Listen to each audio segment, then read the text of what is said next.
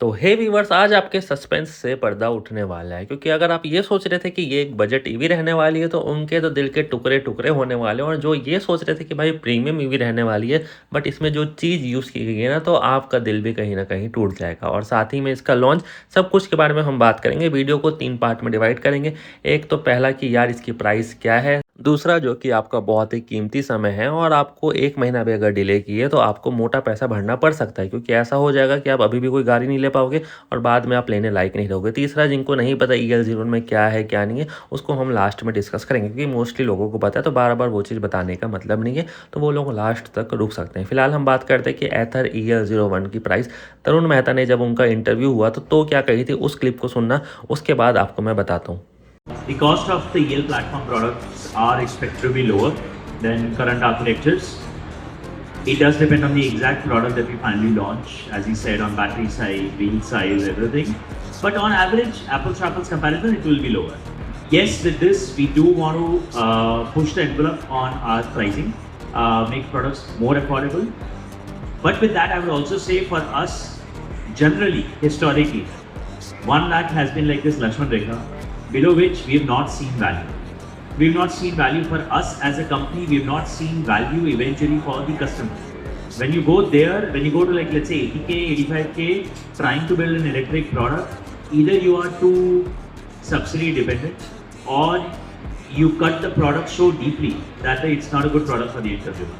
So we may not go below a lakh, but we could get close to a lakh, and there is a तो यहाँ से जो तरुण मेहता ने इसकी price expected बताई है वो करीबन है 1 लाख और 1,20,000 के अंदर, क्योंकि उनका कहना है कि 1 लाख लक्ष्मण रेखा है और उसके नीचे हम जा नहीं सकते। वो कस्टमर के साथ भी धोखा होगा, क्योंकि उतने कम में पॉसिबल ही नहीं है। अदरवाइज सब्सिडी अगर हम इंक्लूड करते हैं तो भैया 85-90 हो जाता है, बट 1 लाख के नीचे ये नहीं जा सकता। दूसरी चीज़, आपका समय बहुत इंपॉर्टेंट है। जैसा कि मैंने कहा, आपके पास जून अब पूरी तरीके से ख़त्म होने वाला है। जुलाई 31 के बाद आपको सब्सिडी नहीं मिलेगी, ना ही स्टेट से, ना ही सेंट्रल से, और ना ही कंपनी को मिलेगी, जिसकी वजह से क्या होगा, जो प्राइस इसकी 1,15,000 होने वाली थी, अब वो 1,15,000 नहीं रहने वाली। तो इसकी प्राइस कितनी हम एक्सपेक्ट कर सकते हैं ऐसा लोअर मॉडल के हिसाब से? इसमें यार 3-4 मॉडल आएंगे। जो पहला मॉडल रहेगा वो रहेगा 2 किलोवाट आवर का। और आपको एक चीज़ बता दूं कि रिश्ता का जो एस मॉडल आता है 2.7 किलोवाट आवर, उससे कम की बैटरी है, उसी सिमिलर बैटरी को लगाया जाएगा। और रिश्ता से इसकी प्राइस तब डाउन होगी कि जब इसका बैटरी का कैपेसिटी कम होगा। मतलब कि अगर 2.2 किलोवाट आवर 2 किलोवाट आवर की बैटरी के साथ ये लॉन्च होती है तो इसकी जो अपकमिंग प्राइस रहेगी वो 1,15,000, 1,17,000, मैक्स टू मैक्स 1,20,000। और अगर इंट्रोडक्टरी वाला खेल चलाएंगे, अगर एथर वाले कि शुरू में इतनी बुकिंग होगी तो ऐसा वैसा करेंगे हम, तो उसकी प्राइस जा सकती है 1,05,000 और मैक्स टू मैक्स 1,10-15,000। तो अगर आपका बजट 2 किलोवाट आवर की बैटरी के लिए 1,10,000 एक्स शोरूम है ऑन एन एवरेज, तो आप इसके लिए ज़रूर वेट करें। और जो लोग भी ये सोच रहे हैं कि नहीं यार मैं तो टॉप एंड मॉडल लूँगा, तो आपको बता दूं कि एथर की जो अभी की टॉप मॉडल आती है, एथर की एपेक्स की, उसमें 3.7 किलोवाट आवर के ऊपर बैटरी नहीं है। बट EL01 में ऐसा होने वाला है कि 5.1 किलोवाट आवर की आपको इसमें बैटरी मिलेगी और प्राइस ये आराम से 2 लाख टच कर जाएगी।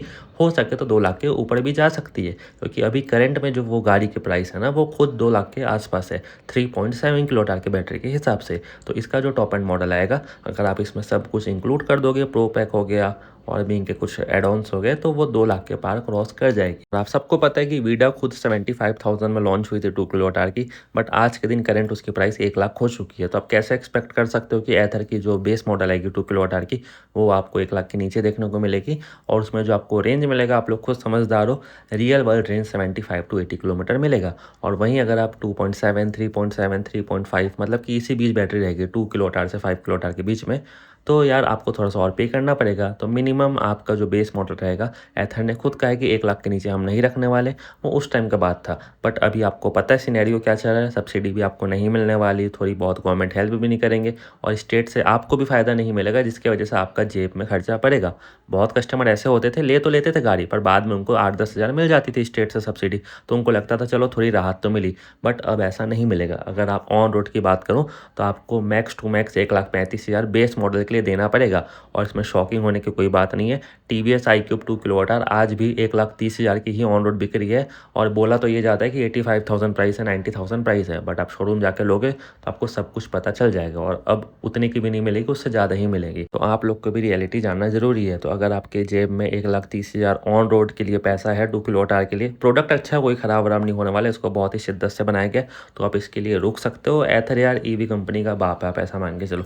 दूसरी चीज़, अगर आपको अच्छा खासा रेंज चाहिए कि भाई मैं 100 किलोमीटर, 110 किलोमीटर, 120 किलोमीटर चाहता हूँ मेरी गाड़ी चल जाए, तो आपको अपना बजट 1.5 लाख लेके चलना पड़ेगा, क्योंकि उससे कम आती है तो आप लोग खुश हो गए कि यार मैंने तो 1.5 लाख का बजट बनाया था, चलो 1,30,000 की आ गई। बट अगर मैं अभी आपको बोल दूँ कि 1,10,000 में 120 किलोमीटर मिलेगा, देखो IDC की बात कर रहा हूँ, 3.7 के हिसाब से 200 कंपनी लिखती है, मिलता है आपको 110 BC है।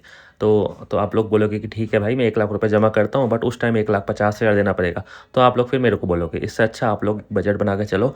और अगर आप 4 किलोवाट आवर, 3.7 किलोवाट आवर के ऊपर की गाड़ी चाहते हो तो आप मान सकते हो कि वो 2 लाख के आसपास टच करेगी। एथर ने ये चीज़ क्लियर बोल दी थी कि अभी के जो प्लेटफॉर्म है उससे थोड़ी सी कम ही रहने वाली है, बट ऐसा नहीं बोला गया था कि एकदम हम नीचे गिरा देंगे लेवल को। तो आपको आपका आंसर मिल गया। अगर आपका बजट उतना है तब तक आप वेट कर सकते हो। अगर आपका बजट अभी 1 लाख, 1,20,000 है तो आप वेट मत करो, फालतू का आपको हर्ट होगा। आप लोग अभी जो गाड़ी ले सकते हो, सब्सिडी का फ़ायदा उठा सकते हो 1 महीने के अंदर, वो भी आप नहीं उठा पाओगे। सिंपल एंड क्लियर चीज़।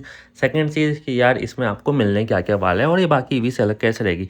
तो मेजर चीज़ है कि यार इसमें आपको चेन ड्राइव, बेल्ट ड्राइव दोनों नहीं मिलने वाला। इसमें गियर ड्रिवन सिस्टम मिलने वाला है, बिल्कुल नया प्लेटफॉर्म है। 14 इंच का आपको इसमें व्हील देखने को मिलेंगे और साथ ही में यार आपको इसमें 7 इंच की TFT डिस्प्ले हो गया, जो कि फुली टच स्क्रीन के साथ आएगी। अब तो इसमें वॉइस असिस्ट भी आ चुका है और इसमें जो आपको मैक्सिमम टॉप स्पीड मिलेगी, एथर 90 के ऊपर नहीं बढ़ता और ये एक बजट टीवी रहने वाली है, तो आप इतना ही मान के चल सकते हो।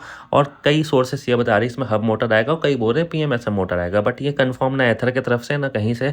बट देखा जाए तो बजट टीवी है तो हब मोटर आने के चांसेस है 70%, अदरवाइज आप 30% लेके चलो कि एथर रिश्ता वाला ही मोटर इसमें देखने को मिलेगा। और अगर आप इसमें एक एक सिंगल पैसा भी लगाओगे ना तो आपको वर्थ लगने वाला है, ऐसा नहीं लगेगा कि वेस्ट है। तो जो लोग पैसा लगा सकते हैं और जिनको सच में चाहिए उनके लिए तो यार एक गोल्डन प्रोडक्ट है, तो आप लोग इसकी तरफ ज़रूर जाना। और मैं भी इसके लिए बहुत देर से इंतजार कर रहा हूँ। और उसके बाद जैसे कि मैंने बताया कि ये बैटरी आपको रेंज कितना देगी। अगर आप टॉप एंड मॉडल लेते हो तो आपको करीबन इसमें 250-300 किलोमीटर की रेंज देखने को मिलेगी और रियल वर्ल्ड रेंज 250 ही होती है 5 किलोवाट आवर के हिसाब से। और 2 किलोवाट आवर का मैंने बता दिया। और 3.7, 3.5 में 120-125 मैक्स टू मैक्स और 2.7 में 100 किलोमीटर की रियल वर्ल्ड रेंज आपको देखने को मिल जाएगी।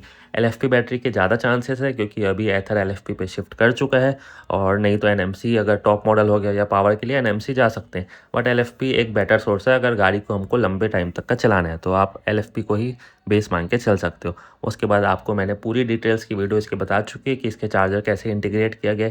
AC/DC आपको फिजिकल चार्जर कैरी करने की नीड नहीं है, ना ही कोई अर्थिंग का झंझट है, सब कुछ मैंने आपको इसके एक्सप्लेन किया हुआ है। तो अगर आपने वो वीडियो नहीं देखी है तो आप वहाँ जाके देख सकते हो। अब हम कंक्लूजन की तरफ चलते हैं कि इसको आपको कंसिडर करना चाहिए या नहीं करना चाहिए। तो अगर मैं होता तो ज़रूर करता, क्योंकि जिस पैसे के हिसाब से आ रही है थोड़ा सा ज़्यादा लग सकता है, बट क्वालिटी आपको देखने को मिलेगी। दूसरी चीज़, हमारी जो अपॉर्चुनिटी कॉस्ट है सब्सिडी वो हमसे मिस हो जाएगी, तो वो एक ड्रॉबैक है।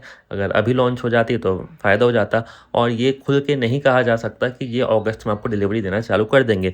हो सकता है कि ये आपको शोकेस कर दे, सब कुछ बता दे कि जल्द ही मार्केट में आने वाला है, बट वेटिंग पीरियड 90 डे का रख दे, तो आपको एट द एंड वो ठंडी में ही देखने को मिलेगी। तो मतलब मान के चल सकते हो ये ईयर एंड में आपको गाड़ी रोड पे देखने को मिल जाएगी, सिंपल सा।